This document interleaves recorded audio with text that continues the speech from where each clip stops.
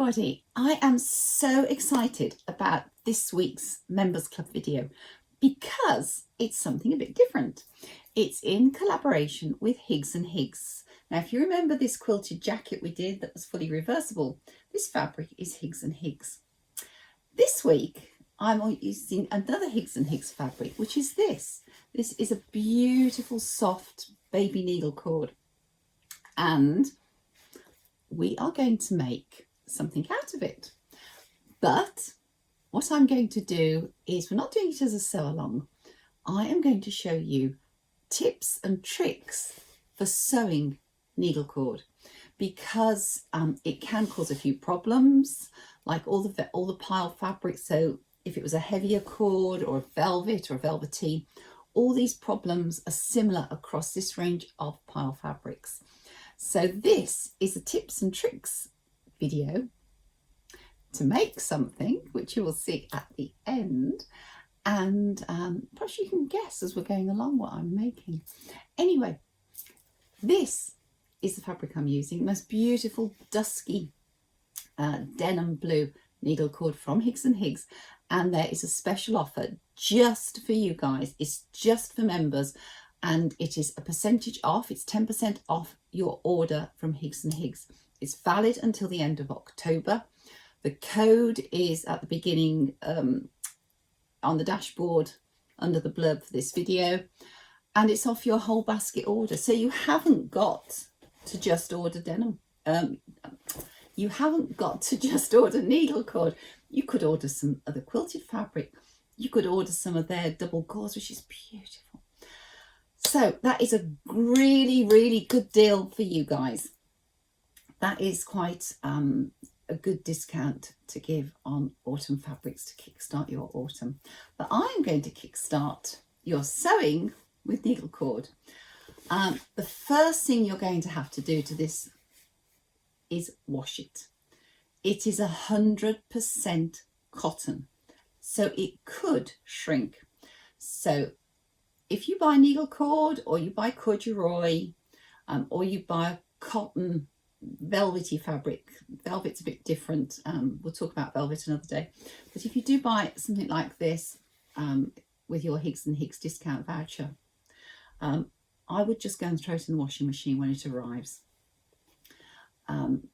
Just needs a gentle wash. I will wash this on a quick 30-degree wash, just to make sure it doesn't shrink, because cotton is notorious sometimes for shrinkage. So I'm going to go and do that, and then I'm going to come back and show you how you press it then, because it will have some creases in. So we're going to look at pressing it for the first time. We're going to look at cutting it out. We are going to look at the seams that you can use on needle cord. Which interfacings do you use on needle cord? How do you stop the seams shadowing through?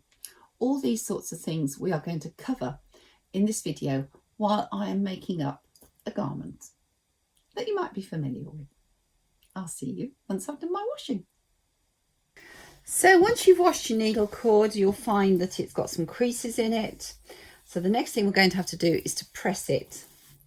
Now, I am not going to press on the needle cord side. I am pressing it on the wrong side, single layer. So we're pressing on the cotton side. And you need to be pressing it onto a nice soft pressing surface. My pressing mat is really soft. If your ironing board is a little bit hard, just pop a towel over it, because you don't want to be squashing the pile. So my ironing board's got about 3 covers on, so it's really soft. And just give it a gentle iron. Try and do it in one direction, and you'll find that will smooth it out. And I'm pressing it in the direction of the pile, and you do that all over. And then we're going to look at cutting it out. I've now pressed my fabric and I've wrapped it around my neck, not because I'm cold, but because I want to talk to you about the nap.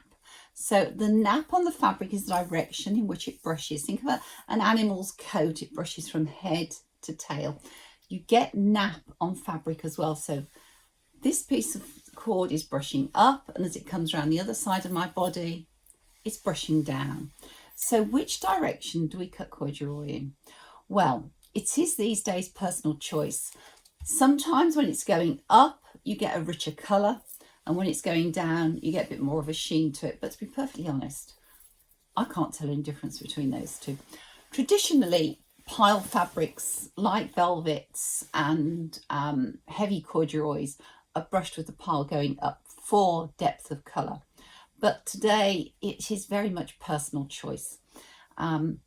If you've got a nap fabric, if you're doing a nice coating, it's got a nice sort of long fibre on it, then that obviously brushes down. But when it comes to corduroys, it's personal choice. So now we're going to cut out the fabric. So when we cut out wrong sides together. We're going to pin the selvages, we're going to lay the pattern on and cut. If you try and do it right side to right side, what will happen is the pile will stick to each other and the fabric will distort. If the fabric corduroy that you are using has got a very chunky pile, then sometimes it's better to do it single layer. So let's have a look at cutting this garment out.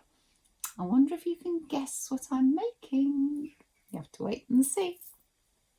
So when it comes to cutting out your needle cord, put it on your cutting surface. Make sure the pile is brushing in the direction you want. This is going down. Pin your selvages together. I've got the needle cord wrong side to wrong side, and pin your pattern pieces on. Do not pick up the fabric while you're pinning on. You want to pin in each corner of the pattern piece, and you want a hand space in between them.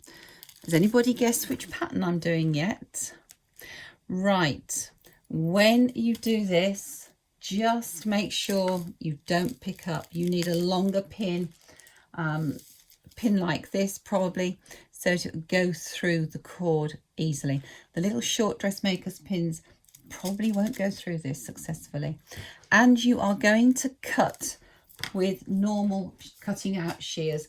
You could use a rotary cutter, but you might find the rotary cutter won't cut evenly through the cord because the little ridges in it, the little wales.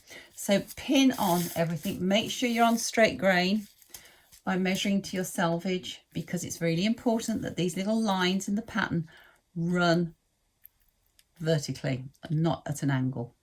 So let's get the pattern pieces cut out, and then we can look at seam finishes and how to press the seams on this so that they don't shadow through. So once you've cut out your needle cord, the next stage is to mark any notches, and we're going to mark the notches with just a teensy weensy snip, and make sure it is a small snip, not a big snip. And then the darts we are going to mark with tailor's tacks and proper basting thread. You guessed what pattern I'm doing yet? I think you might have done. I am making a corduroy dress from Arabella. So when we get to the skirt, I just want to show you something, because I'm not putting the frill on the bottom of this. I have widened the skirt slightly. At the bottom of the dart here, I am just putting a snip. I'm not putting a tailor's tack. If you feel happier putting a tailor's tack, put a tailor's tack. I'm putting a snip, and then you have to make sure on this pattern you get the right size. And my dart here, because I am the blue line on this. And I'm using tailor's tacks because they don't fall out. You'll find chalk will brush off this really quickly. Pins are not accurate. Marker pens are probably the wrong colour to show up on this. They can damage your fabric anyway. So I am just using tailor's tacks and a little snip. I think I marked the wrong size there because I was talking. Right, that's the right size. So that is my tailor's tacks done. Once I've done that, there's so few markings on this. There's a few markings on the skirt for the gathers. The next step is to put interfacing onto the front facings and the back neck facing. and to interface where the pockets are going to go. So I am using edge tape, which will go where the zip's going to go at the back, but not until the bodice to waist seam is done. And on the front facings, I am using Viseline 180, Vilene 180, and make sure you cut it straight grain because it has got give selvage to selvage. But I think we've discussed interfacing before. So this is Viseline H180, good all-round Vilene, good all-round fusible interfacing, and it will fuse on perfectly to this needle cord. We just need to make sure that the needle cord is flat on the pressing mat and you don't move it at all. So I'll show you that next. Once we've done the tailor's tacks, I can make the darts in the bodice of Arabella.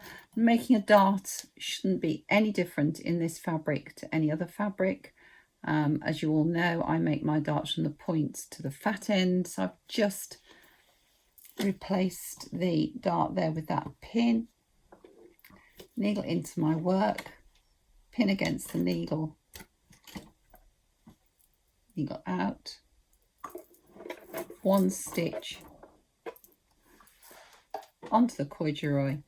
I've got a size 14 needle in here. I've got Gutermann thread top and bottom, and this needle cord isn't sewing any differently to any other fabric, so we shouldn't have any problems with it whatsoever. I've reversed at that end of the dart. Here's my dart at this end. I'm just going to knot off the threads. So I do that to the darts on this pattern, and then we would press them, and then it's time to join the dress together as per the pattern instructions. Once you've made your darts, you're going to press them in exactly the same way as you would any other dart. Fold it, press it as stitch, so put your finger at the end of the dart, just set the stitches. And the same on this little one here, just set the stitches, and then we are going to press it. So you need your tailor's ham. And to stop the dart printing through to the front, you need one of these. These are little hem markers, but you can iron over them.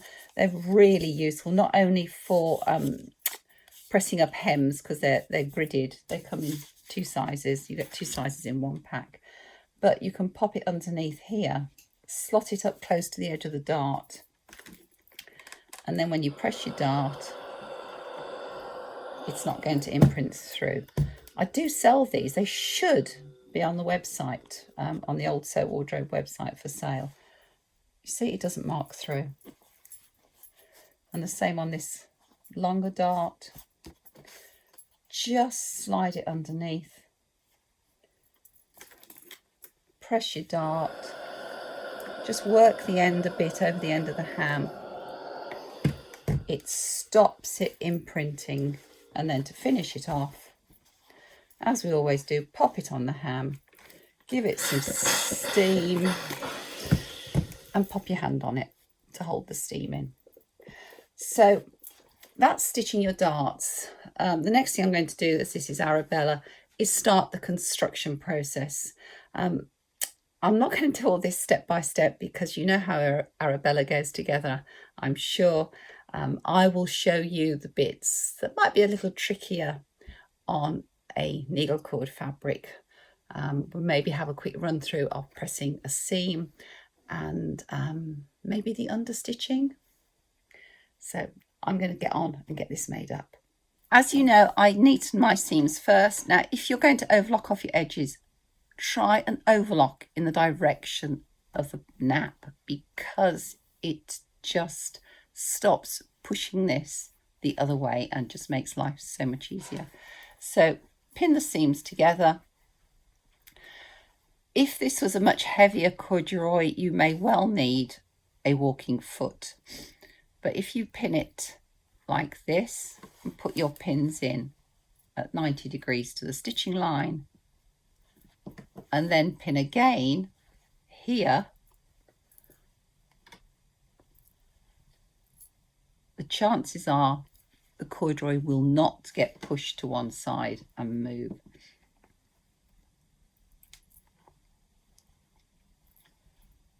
So pin it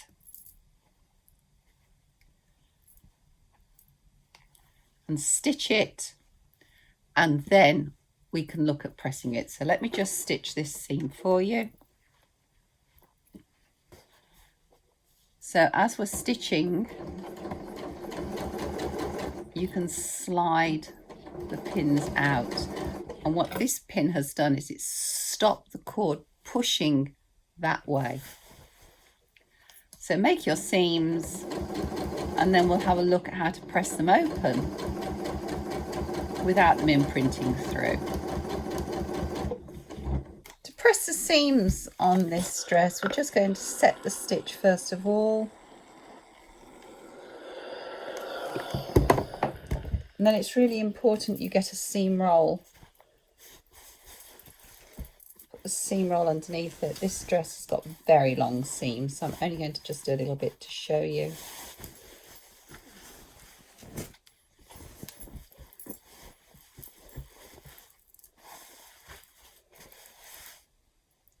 So open the seam on the seam roll, and then you need these little hem guide things, or a piece of card or something, to slot underneath the seam so that you can press it. Now I am just going to press one half of the seam at a time, and I'm trying to press it in the direction of the nap. So the nap on this, we decided to make it going down, and it is just stroking it with very light iron. I'm just using the tip of the iron on the edge, so that on the right side, what I don't get is the imprint through of the seam and the overlocking. So do that. Now this is Arabella. The seams are quite long, so this is going to take me some time. So once you've done that, it's time to start thinking about putting the facings on and clipping them and understitching them on needle cord. When you get around to putting the facing onto this garment, don't be surprised if the dress neck edge has actually stretched a little bit, so you might have to ease it on. I'm lining Arabella. This is Higgs and Higgs. It's a polyester lining, but it's a habute. Well, they're polyester habute. I know this as China silk, and if I had to choose a polyester, this would be the one I'd choose. It is a very fine polyester, and it doesn't cling like some polyesters do, but as it's polyester, it could be a bit sweaty. Anyway, just be warned, these needle cords and corduroys can tend to stretch, so if you're putting your facing on, just make sure you're easing it on, because we don't want any wrinkles. It shouldn't cause any issues sewing it on. Just make sure that we layer it properly and clip it, and make sure when you go for seam allowances, they are nice and flat. Once you've got your facing on, trim back the seam allowance of the facing down to half, all the way round, and then notch. So on any curves, just notch it, and that will reduce the bulk, because it's really important on this fabric that we reduce the bulk, because it's quite bulky. Does that make sense? So snip it. I've already done the back bit there. Trim off the ends of any seam allowances, and then we are going to press it that way and understitch. I'm going to press it by pulling it to understitch it, and then once it's understitched, I will press it and turn it under. So I'm going to finish trimming this off, and then we'll have a look at the understitching. So now I've trimmed everything back, I'm going to understitch it. I haven't pressed it, I'm just checking underneath. Just make, if you feel with your finger, you can feel there's no seam there. The seam's here. I'm lining it up with the split on my foot, and I've moved my machine needle slightly. And just take it steady, a couple of reverse stitches, understitch a bit, and then with your needle in, just check all the seam is going the way you want it to go underneath. You can feel it. And understitch the facing. None of that should be difficult. Once you've done your understitching, you would just treat it as normal, put it on the edge of the ham, and as it's corduroy, I would be inclined to steam it rather than press it, because you don't want the imprint of the iron. Well, now we're getting near to the end of the garment. I thought I would share with you some tips for doing hems. As you know, I'm making Arabella, which I've hacked slightly. Now, normally on Arabella, I do a machined hem, and I can do a machined hem on needle cord. So I've overlocked off the edge. I've pressed it up very gently, more steam than pressing, about 1.5 centimeters, and I can machine it up alongside the overlocking stitch. And there is nothing wrong with doing that on needle cord. It does depend on what you're making though, because there is an alternative, and that looks nice. You will get a little bit of tram line showing where your presser foot has been, but with a bit of steam and stroking it in the direction of the pile, that will go. However, on my Arabella, I have made it just below my knee. I haven't put the frill on the bottom. I've cut the skirt longer. And I wanted some weight at the bottom to hold this down. So let's push the machine out of the way. I've pressed it up 4 centimeters. And can you see here? We have got some tape. This is the Visaline stretch tape, flexi knit tape. It's 1.5 centimeters wide. I pressed my hem up 1.5 centimeters. There's the crease line. And then this went on so that when the overlocking is there, this is just underneath the overlocking. And that means that when I want to hem it, I can roll back my overlocking. I can take a stitch just into the fusible and a stitch just into the overlocking stitch and just into the fusible and just into the overlocking stitch. And yes, it has been fused on well, but you can still pick up some of the fibres in it. You will pick up some of the fibres in the needle cord at the